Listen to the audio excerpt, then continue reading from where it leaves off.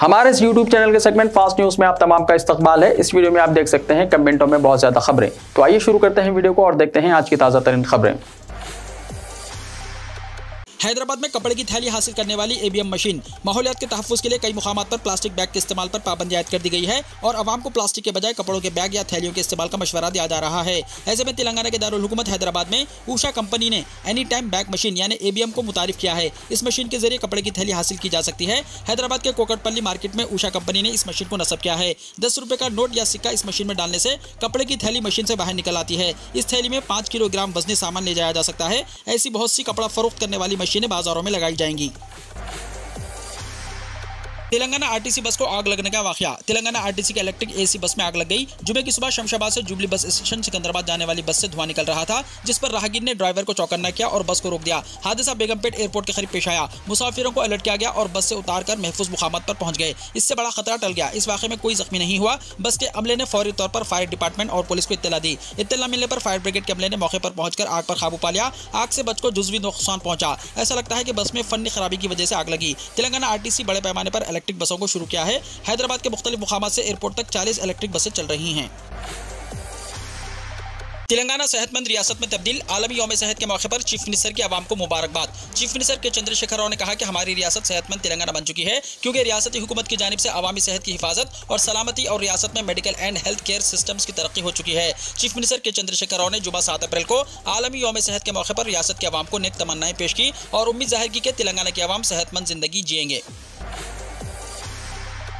आंखों की रोशनी प्रोग्राम 1 करोड़ आवाम की आंखों का मुआयना। तेलंगाना हुकूमत का मुनफरिद प्रोग्राम आंखों की रोशनी यानी कंटी वेलुगु में 1 करोड़ आवाम की आंखों का मुआयना किया गया। जारिया साल 18 जनवरी को इस प्रोग्राम के दूसरे मरहले का आगाज हुआ था। सिर्फ 50 दिनों के दौरान 1 करोड़ आंखों का टेस्ट किया गया। वज़ीर सेहत टी हरीश राव ने कहा कि सदाशिवपेट में आंखों की रोशनी प्रोग्राम का मुआयना किया और इस मौके पर गुब्बारों को आसमान में छोड़ा। केक कट करते हुए अमले को मुबारकबाद दी। बादशाह खिताब करते हुए कहा कि 1 करोड़ आंखों का मुआयना करने पर इन्हें बेहद खुशी महसूस हो रही है। इस प्रोग्राम के तहत ताहाल 29 लाख लोगों में ऐनकें तकसीम की गई हैं। चीफ मिनिस्टर KCR ने आवाम की आंखों के मसाइल का खात्मा के लिए इस प्रोग्राम का आगाज किया है। इस तरह का मुनफरिद प्रोग्राम दुनिया में कहीं भी नहीं है। गांव-गांव, बस्ती-बस्ती डॉक्टर्स और तिब्बी अमले की टीमों को रवाना करते हुए गरीब आवाम की आंखों की रोशनी बहाल की जा रही है। इस स्कीम की अपोजिशन जमातों ने भी सताइश की है। दिल्ली और पंजाब के चीफ मिनिस्टर्स अरविंद केजरीवाल और भगुनाथ सिंह मान ने भी इसकी सताइश की। 1500 कंटी वेलुगु टीमों ने 50 दिन में 1 करोड़ आवाम की आंखों का मुआयना किया, जिसमें 53 लाख खवातीन और 47 लाख मर्द शामिल हैं। ताहल 7000 गाँव में आंखों की रोशनी प्रोग्राम्स का इनेकाद किया गया है।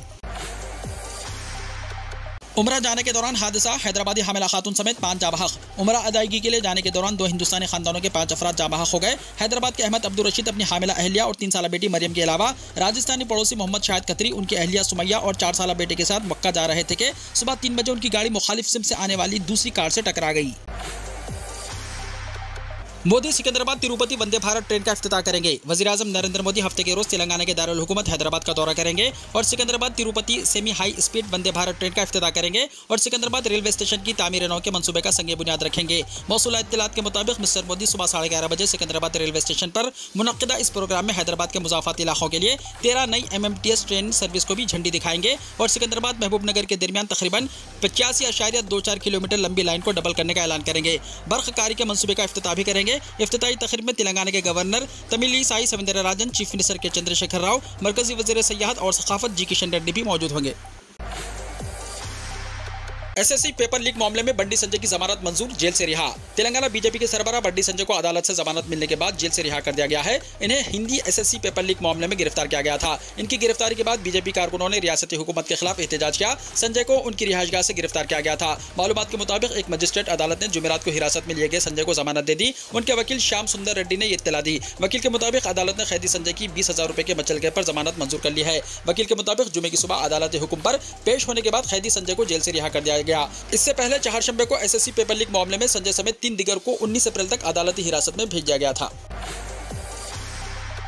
कांग्रेस के साबिक chief minister N Kiran Kumar Reddy BJP में हुए शामिल। आंध्र प्रदेश के साबिक chief minister Nallari Kiran Kumar Reddy BJP में शामिल हो गए। उन्होंने कुछ दिन पहले कांग्रेस से इस्तीफा दे दिया था। वो जुमे को मरकजी वजीर प्रहलाद जोशी, अरुण सिंह और बीजेपी लीडर लक्ष्मण की क़यादत में बीजेपी में शामिल हुए। किरण कुमार रेड्डी मुत्तहिदा रियासत आंध्र प्रदेश में 4 बार MLA के तौर पर कामयाबी हासिल की थी। किरण कुमार रेड्डी ने साल 2004 से 9 के दरमियान मुखन्ना में गवर्नमेंट वेब के तौर पर काम किया। वो साल 2010 से 14 के दरमियान आंध्र प्रदेश के 16वें चीफ मिनिस्टर के तौर पर खिदमत अंजाम दी। उन्होंने फरवरी 2014 में आंध्र प्रदेश की तकसीम की मुखालिफत करते करते हुए कांग्रेस को अलविदा कह दिया। इसके बाद होने वाले असेंबली इंतखाबात में उन्होंने सुमीका आंध्रा पार्टी के नाम से पार्टी बनाई और इलेक्शन में हिस्सा लिया और हार गए। इसके बाद कुछ दिनों तक सियासत से दूर रहने वाले किरण कुमार रेड्डी ने कांग्रेस पार्टी में दोबारा शमूलियत इख्तियार कर ली, लेकिन ज्यादा फाल नहीं थे। हाल ही में कांग्रेस से इस्तीफा देकर बीजेपी में शमूलियत इख्तियार की। साबिक रुकन असेंबली कोमिरेड्डी रामुलु का देहांत। साबिक रुकन असेंबली कोमिरेड्डी रामुलु का हैदराबाद के प्राइवेट हॉस्पिटल में इलाज के दौरान देहांत हो गया। वो मेटपल्ली असेंबली हल्के की नुमाइंदगी कर चुके हैं। कोमिरेड्डी रामुलु साल 2004 से 2009 तक मुत्तहदा आंध्र प्रदेश में आजाद रुकन असेंबली थे। वो कांग्रेस पार्टी के मुआविन रुकन के तौर पर बरकरार रहे। चीफ मिनिस्टर के चंद्रशेखर राव ने साबिक रुकन असेंबली के देहांत पर अफसोस का इजहार किया और पसमानदगान से इजहार ताज़ियत किया। चीफ मिनिस्टर ने रामुलु की अवामी खिदमात को खिराज पेश किया। सदर प्रदेश कांग्रेस रेवंत रेड्डी और कई रियासती वज़रा ने साबिक रुकन असेंबली को खिराज पेश किया। साबिक सदर प्रदेश कांग्रेस पोना लक्ष्मैया ने हॉस्पिटल पहुंचकर पसमानदगान को पुरसा दिया। मुखालिफ तेलंगाना मजलिस आज बीआरएस के हलीफ बन गई। किशन रेड्डी ने कहा। मरकजी वजीर सयाहत और कल्चर जी किशन रेड्डी ने कहा कि अलहदा तेलंगाना तहरीक में बीजेपी ने अहम रोल अदा किया। अलहदा रियासत के लिए 1200 नौजवानों ने अपनी जान की कुर्बानी दी। हैदराबाद में मीडिया के नुमाइंदों से बातचीत करते हुए किशन रेड्डी ने इल्जाम आयद किया कि अलहदा रियासत के क़याम से सिर्फ केसीआर खानदान को फायदा हुआ है। अवाम ने नई रियासत से जो तवक्कुआत वाबस्ता की हैं वो मुकम्मल नहीं हुई। किशन रेड्डी ने कहा कि केसीआर अवाम से किए गए वादों की तकमील में नाकाम हो चुके हैं। पर्चाजात इफ्शा मामले में बंडी संजय की गिरफ्तारी की मजम्मत करते हुए किशन रेड्डी ने कहा कि पार्टी बंडी संजय के साथ खड़ी है और उनकी गिरफ्तारी से हुकूमत के खिलाफ जिद्दोजहद खत्म नहीं होगी। उन्होंने कहा कि कानूनी लड़ाई के जरिए बीजेपी इंसाफ हासिल करेगी। उन्होंने कहा कि तेलंगाना के गद्दारों का मरकज प्रगति भवन बन चुका है। तेलंगाना जहदकारों के खिलाफ मुकदमात अफसोसनाक है। किशन रेड्डी ने कहा कि अलहदा तेलंगाना की मुखालिफत करने वाली मजलिस आज बीआरएस की हलीफ बन चुकी है। किशन रेड्डी ने कहा कि बंडी संजय के मामले में सियासी और कानूनी दोनों सतह पर जिद्दोजहद जारी रहेगी।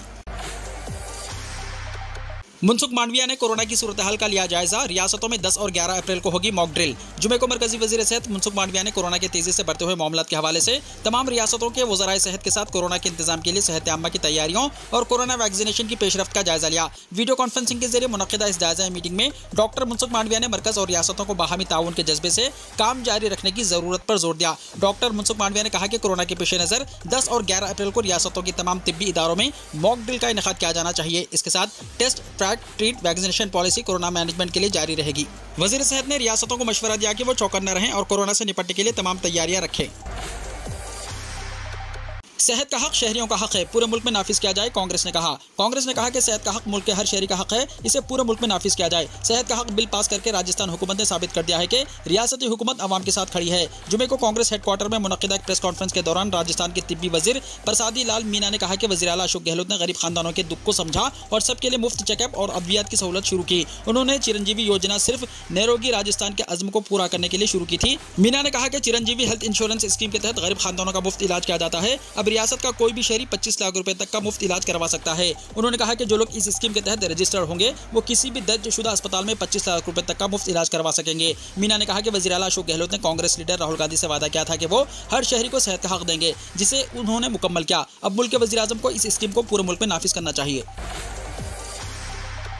पकवान गैस सिलेंडर की कीमतों में कमी लाने की पॉलिसी को मरकजी काबीना की मंजूरी। मरकजी काबीना ने आज घरेलू गैस की कीमतों से मुताल्लिक नज़रसानीशुदा रहनुमाना हिदायत को अपनी मंजूरी दे दी है। आज शाम नई दिल्ली में मीडिया को तफसीलात फराहम करते हुए इत्तलात और नशरियात के वजीर अनुराग सिंह ठाकरे ने कहा कि कुदरती गैस की कीमत भारत के खाम तेल से मुताल्लिक मजमूए के माहाना औसत का 10% होगी। उन्होंने कहा कि इस इक़दाम का मकसद कीमतों के इस्तेहकाम को यकीनी बनाना और तेल पैदा करने वालों को मार्केट के गैर मवाफिक उतार चढ़ाव के खिलाफ खातिर ख्वाह तहफ़्फ़ुज़ फराहम करना है। वज़ीर मौसूफ ने यह भी कहा कि यह पैदावार में इजाफा करने के लिए तरगीबात भी फराहम करेगा। ताजमहल और कुतुब मीनार तोड़कर मंदिर बनाए जाएं, वज़ीर आज़म से बीजेपी के रुकन असेंबली का मुतालबा। रियासत आसाम के बीजेपी के लीडर ने ताजमहल और कुतुब मीनार को मुनहदम करके वहां मंदिर तामीर करने की वज़ीर आज़म नरेंद्र मोदी से ख्वाहिश करते हुए उन्हें मकतूब रवाना किया है। ताजमहल पर बात करते हुए एमएलए रूप ज्योति ने कहा कि इस बात की तहकीकात होनी चाहिए कि आया मुगल बादशाह शाहजहां अपनी बीवी मुमताज़ से हकीकी तौर पर मोहब्बत करते थे या नहीं। अगर वो मोहब्बत करते थे तो उन्होंने मुमताज़ महल की वफात के बाद मजीद 3 शादियां क्यों की थी। उन्होंने मजीद कहा कि मुगल 1526 में हिंदुस्तान आए और इसके बाद शाहजहां ने 1632 में ताजमहल तामीर करवाया, तो सवाल पैदा होता है कि इसकी तामीर के लिए दौलत कहां से आई। रूप ज्योति ने कहा कि ताजमहल की तामीर में दौलत हमारी यानी हिंदुस्तानियों की सर्फ हुई, फिर इसमें शाहजहां का क्या किरदार है। बीजेपी के रुकन असेंबली ने मजीद कहा कि मैं वज़ीर आज़म नरेंद्र मोदी से अपील करता हूं कि ताजमहल और कुतुब मीनार को मुनहदम करा दें और उनके मुकाम पर दुनिया के सबसे खूबसूरत मंदिर तामीर कराए जाएं।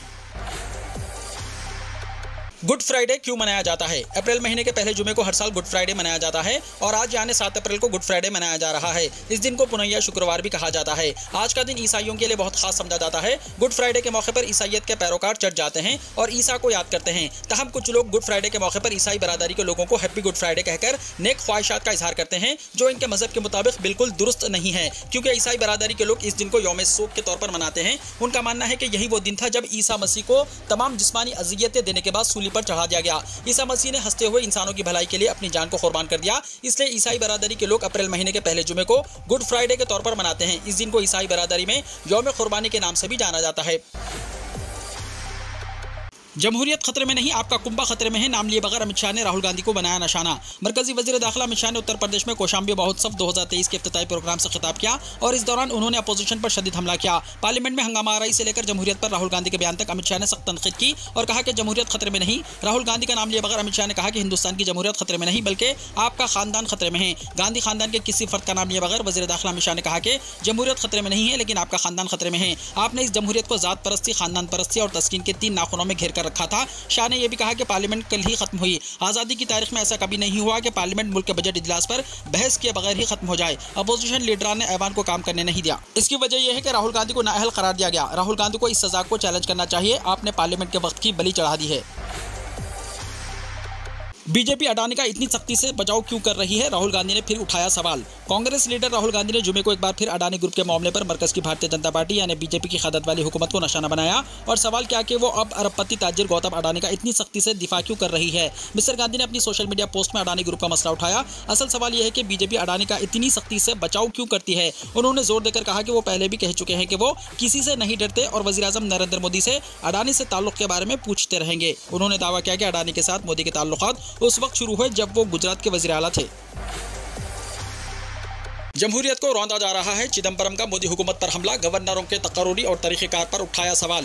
कांग्रेस के सीनियर लीडर और साबिक़ मरकजी वजीर पी चिदम्बरम ने मरकज की मोदी हुकूमत को एक बार फिर शदीद तनकीद का निशाना बनाया है। आज चिदम्बरम ने गवर्नरों की तकर्रुरी और उनके तरीक़ेकार को कटहरे में खड़ा किया। उन्होंने इल्ज़ाम किया है कि इख्तियार का गलत इस्तेमाल करके बीजेपी गवर्नरों की तकर्रुरी कर रही है और ये लोग जमहूरियत को रौंदने का काम कर रहे हैं। चिदम्बरम का यह बयान तमिलनाडु के गवर्नर RN रवि की रियासती काबीना के जरिए पास बिलों को रोके रखने के इन इख्तियारात पर किए गए तबसरे के बाद आया है। 138 साल बाद एक खानदान में हुई लड़की की पैदाइश। एक नहीं, दो नहीं, पूरे 138 साल के बाद एक खानदान में लड़की की पैदाइश हुई। एक सदी से ज्यादा इंतजार के बाद बिलाखिर एक बच्ची ने इस खानदान में जन्म लिया, जिसके साथ ही घर वालों की खुशी की इंतहा नहीं रही। कैलिफोर्निया मशीन गन अमेरिका में रहने वाली क्लार्क खानदान में 1885 से अब तक एक भी लड़की पैदा नहीं हुई। आखिरकार कैरोलिन और एंड्रू क्लार्क के घर हाल ही में एक बच्ची ने जन्म लिया, जिस पर पूरा खानदान खुशी से झूम उठा। फिर से वापस आ गई ट्विटर की चिड़िया, हो गई कुत्ते की छुट्टी। एलन मस्क ने 4 अप्रैल को ही ट्विटर का आइकॉनिक लोगो तब्दील किया था, जिसके बाद ट्विटर के डेस्कटॉप सार्फिन को नीली चिड़िया के बजाय कुत्ते की तस्वीर नजर आने लगी थी। खुद एलन मस्क ने भी इस हवाले से एक ट्वीट किया था। अब 2 दिन बाद ट्विटर की चिड़िया फिर से वापस आ गई है। ट्विटर के डेस्कटॉप वर्जन पर पुराना लोगो दोबारा देखा जा सकता है। ट्विटर के असल लोगो की जगह एलन मस्क ने शिबा इनू की तस्वीर तब्दील किया था, जो कि डॉगी कॉइन का भी लोगो है। एलन मस्क के इस इक़दाम का बड़ा फायदा यह हुआ कि डॉगी कॉइन की मार्केट वैल्यू में 30% इजाफा हुआ और अब दोबारा पुराने लोगों की वापसी पर डॉगी कॉइन में 10% की कमी देखी जा रही है। अब तक किसी को समझ नहीं आया कि एलन मस्क ने लोगों में ये तब्दीली की थी क्यों। लोगों में कुत्ते की तस्वीर के बाद ट्विटर पर #डॉगी ट्रेंड होने लगा। पहली नजर में लोगों का ख्याल था कि ट्विटर हैक हो गया है। बाद में एलन मस्क के ट्वीट के बाद लोगों को राहत मिली कि ये मुस्क का ही काम था। कनाडा में बर्फानी तूफान से 10 लाख से ज्यादा अफराद बिजली से महरूम, 2 हलाक। कनाडा के 2 गुंजान आबाद सूबों में ईस्टर की तातीलात से पहले बर्फानी तूफान के नतीजे में 2 अफराद हलाक और 10 लाख से ज्यादा अफराद बिजली से महरूम हो गए। गैर मुल्की खबर रसाई इदारे के मुताबिक तूफान के साथ जमा देने वाली बारिश भी हुई, जबकि तेज हवाएं चलने से दरख्त उखड़ गए और बिजली के निजाम को नुकसान पहुंचा। PowerOutEdge.com की रिपोर्ट के मुताबिक क्यूबिक में तकरीबन 10 लाख अफराद और ओनाटारियो में तकरीबन 1,10,000 अफराद को बिजली की सहूलत मैसर नहीं है। इन 2 सूबों में कनाडा की आधी से ज्यादा यानी तकरीबन 3 करोड़ 90 लाख आबादी रहती है।